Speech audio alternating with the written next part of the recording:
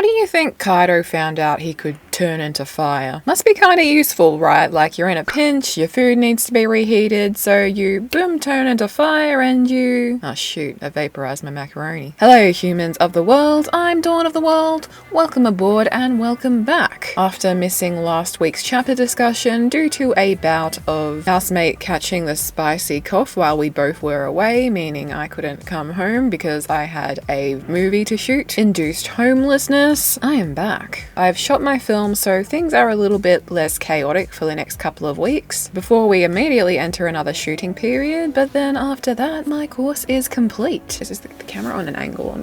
Is that better? I don't know if that's better. I'd like to thank all of you for being really understanding over the unfolding chaos as I detailed in my last community post. I kind of want to chat with you guys more, and I've been threatening to do a Q&A for some time now, so look out for that. I've also just come off another 10-hour shoot and I'm running out of time to get this out, so we're probably going to limit the multimedia this week just so I can do a quick edit process and get this out to you. So now let's jump right into the chapters, because I'll give my brief thoughts for 1047. I love the depth that we've been given for Momonosuke recently. Like, he may have not had much other choice but to age up at that point last year, but that kind of thing happened on the inside a lot earlier on. He was forced into situations to make choices and take responsibilities well beyond his years when he was genuinely just that 8-year-old boy 20 years ago, and he's continued to do so throughout the series since his introduction. We've really seen this journey of him having to step into this role at too young an age. So when all of this is over, I really hope we do get to see a moment where he gets to be a kid and have some fun. On the topic of fun, I love to see Luffy and Enel meet again now. They could play catch with lightning bolts. Sounds pretty electrifying. And Kaido's a strong devil fruit power isn't enough to conquer these seas. Like, yeah, you're right, bro. And the fact that Kaido says that such hurdles can only be overcome with Haki makes me think all the more that we will see the rest of the crew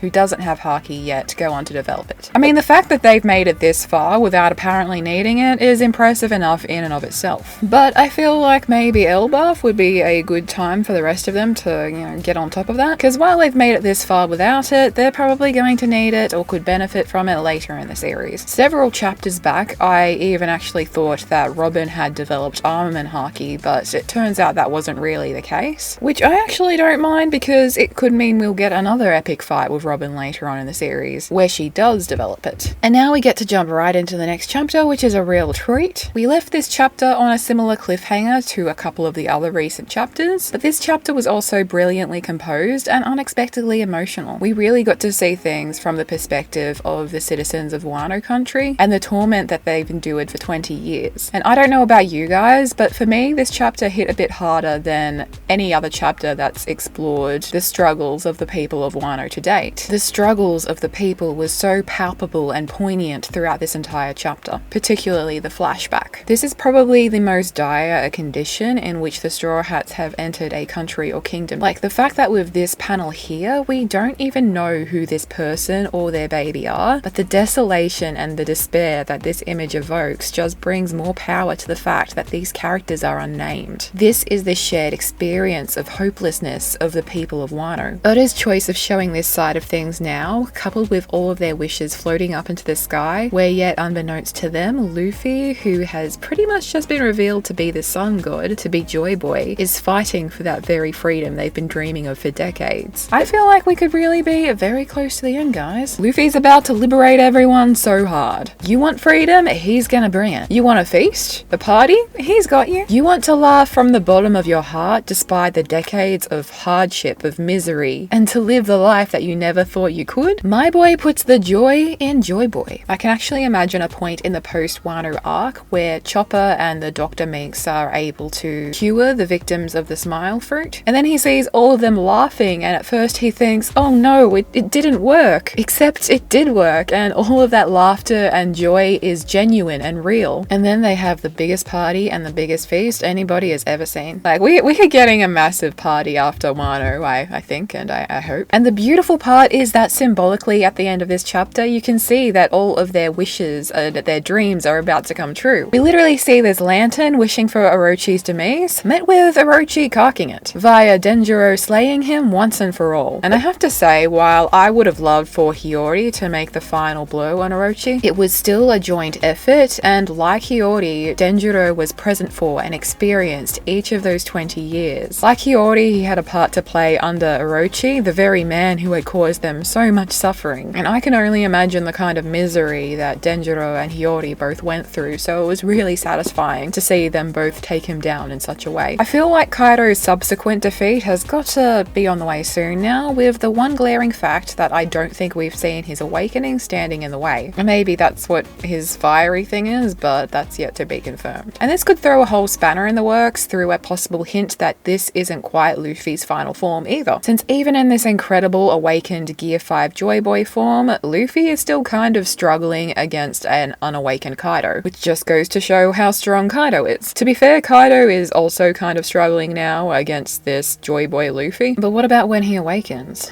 What's gonna happen then, huh? And this chapter also served as a reminder for how complicated a character that Kaido is. Because while we've yet to see his backstory in full, which is undoubtedly gonna be heavy, there's already been moments where many of us have kind of felt bad for the guy. He's shown to have a strong sense of honor and respect for worthy opponents. Not to mention he's said so many things throughout Onigashima that are indicative of his untold story, and I'm almost certain that he projects onto Yamato. He also helped cause all of this unforgivable and inexcusable enslavement of the people of Wano over all of these years, so we gotta put him down. And if this battle between Luffy and Kaido is nearly over, I think it's pretty safe to say we will be seeing more of Kaido's flashbacks soon, unless Oda is saving it for another point in the future, but I can't yet see why he'd do that. But anyways, let's take a moment to look at some of the more transitional moments of the chapter, and Usopp, you're doing amazing, sweetie. I also appreciated, back from chapter 1047, this little reminder of Usopp's mindset from all of those chapters ago, like the chapter that came out at the start of the year, I think. While his creed to keep on living no matter what is kind of the opposite